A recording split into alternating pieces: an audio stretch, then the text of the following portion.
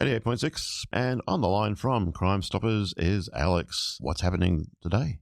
I've got our 3 wanted for this week. Our first wanted is Joaby Morgan. Morgan is wanted by police for failing to answer bail, contravening a community corrections order, and recklessly causing injury. The 41-year-old is described as 180 centimetres tall with a medium build. He's got brown eyes, black hair, and a dark complexion, and 8 warrants have been issued for his arrest. He's known to frequent the Footscray area. The second wanted this week is Marco DeLeo. DeLeo is wanted for failing to answer bail, theft, and driving whilst disqualified. The 43-year-old is described as 180 centimetres tall with a thin build. He has brown eyes, brown hair, and a fair complexion, and 8 warrants have been issued for his arrest. DeLeo is known to frequent the Windsor area. And the third wanted this week is Raymond Leclesio. Leclesio is wanted by police for theft, making threats to kill, and aggravated burglary. The 48-year-old is described as 170 centimetres tall with a medium build. He has brown eyes, grey hair, and an olive complexion, and 11 warrants have been issued for his arrest, and he's known to frequent the South Melbourne area. Images of these wanted people and all our wanted people can be found on the Crimestoppers Victoria website. That's crimestoppersvic.com.au. You can submit an anonymous report online or by calling 1800 333 000. Okay, and our scam of the week. Our scam of the week is the Australian Federal Police scam.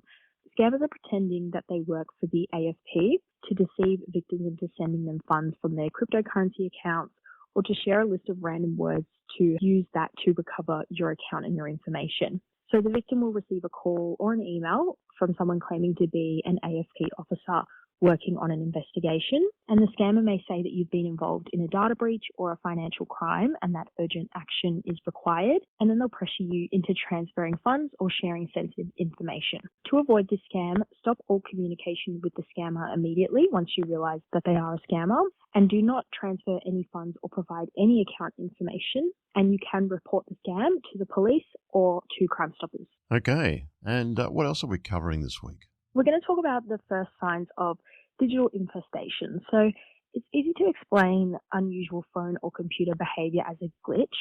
As technology does slow down, batteries wear out, and apps can occasionally misbehave. However, repeated or unexplained changes can be more like the first signs of an infestation where, on the surface, it may not seem alarming, but it can point to activity hidden out of sight. So on a device, this hidden activity can involve unauthorized access or someone tracking your information without permission. And recognizing these warning signs early is key to protecting your privacy and keeping control of your digital life. So most of these issues can have harmless explanations. However, if a combination of issues are ignored, it can lead to a bigger uncontrollable infestation. You want to look out for things such as your battery draining much faster than usual and your device running hot when you're not using it, as well as if your data usage is suddenly increasing without a clear reason. That could be a sign of a hacker. And your settings such as location, Bluetooth, or Wi-Fi turning on by themselves, even strange pop-up messages or security warnings. And on your computer, similar to that, it will slow down and it will frequently crash and it'll get hot really easily. And you want to look out for new programs, browser extensions, or toolbars that you didn't install. And especially if your webcam light is turning on unexpectedly, that is a big red flag, as well as files moving, changing, or disappearing. Sometimes these warning signs can also show up in everyday life. So it might be that someone knows private information about you that you only shared online or in private messages, or if you're getting unexpected password reset emails or login alerts, or if your friends are receiving strange messages that appear to come from you, however you didn't send them. So if you are concerned, you can do a couple things such as updating your device, checking apps and permissions, and just removing anything that looks unfamiliar, changing your important passwords, so your email, your banking, and your social media, and using strong, unique passwords as well, and then backing up important data to help protect your information if a full reset becomes necessary. So early action can prevent a small problem from becoming major. And if you do need support, you can contact police if you do think someone may be monitoring you. If you do see suspicious behavior continuing after updating your devices or doing scans or changing your password, And you can contact police as well if you believe your accounts, finances, and personal information could be at risk.